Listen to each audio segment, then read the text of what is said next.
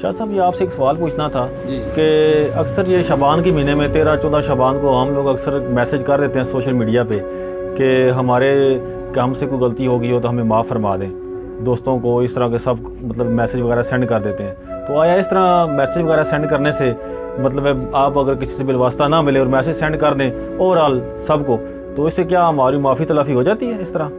عرفان بھائی 2 حوالوں سے ہم بہت پیچھے ہیں. ہم نے سارا سال نماز پنجگانہ, زکوٰۃ, حقوق العباد جو اللہ تعالیٰ نے ہم پہ فرض کیے ان کو ہم بالکل ترک کر دیتے ہیں اور ان کے اوپر عمل ہی نہیں کرتے. اور جب 15 شعبان کی رات آتی ہے تو ہمارا پورا دھیان عبادت پر ہوتا ہے. کون سی عبادت پر جی؟ نفلی عبادت پر.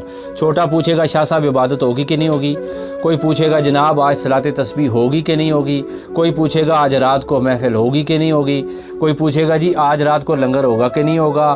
ہر بندہ پوچھے گا جی آج رات کے کون کون سے نوافل ہیں.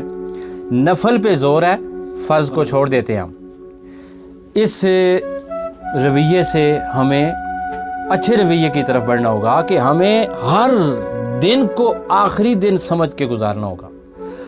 ہم پورا سال بے غم ہو کے گناہ کرتے ہیں, پورا سال بے غم ہو کے لوگوں کے دل دکھاتے ہیں, حقوق مارتے ہیں, جائیدادیں غصب کرتے ہیں, زیادتیاں کرتے ہیں, ظلم کرتے ہیں.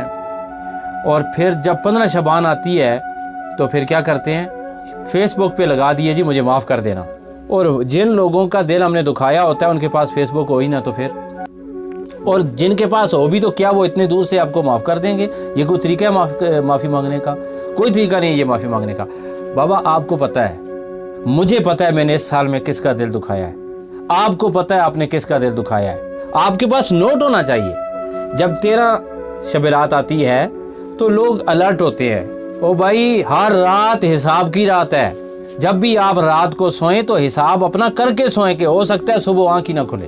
اپنا محاسبہ کرنا چاہیے. اپنا محاسبہ ہم تو 15 شعبان کا انتظار کرتے رہتے ہیں.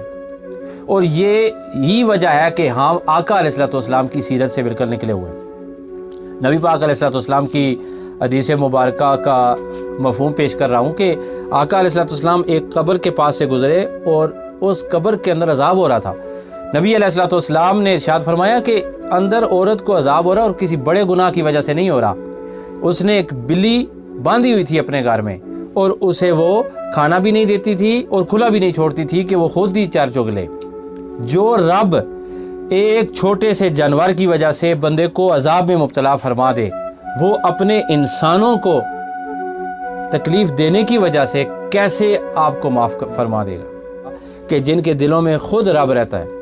اور ایک اور بات آپ کی خدمت میں عرض کروں کہ ہمارا بالکل نا کنسیپٹ یہ ہے کہ ہم 15 شعبان آئے گی تو پوری رات نفل پڑھیں گے, دن کو روزہ رکھیں گے, ہمارے پورے سال کے گناہ معاف ہو جائیں گے. یہ بات نہیں ہے. یاد رکھیں کہ پورا سال ہم لوگوں کے حقوق مارتے ہیں, والدین کی گستاخی کرتے ہیں, چھوٹی چھوٹی باتوں پہ رنجیدہ کرتے ہیں دوسروں کو. یاد رکھیں جب کوئی دوسرا بندہ آپ سے ناراض ہوتا ہے وہ اکیلا ناراض نہیں ہوتا, اس کے ساتھ آپ کا رب بھی ناراض ہوتا ہے. تو جب آپ داتا صاحب کشور مجموع میں لکھتے ہیں کہ آپ ادھر ادھر اللہ کو کیا ڈھونڈ رہے ہو, اللہ کی مخلوق کو راضی کرو, اس کے حقوق پورے کرو, تو اللہ خود ہی تم سے راضی ہو جائے گا.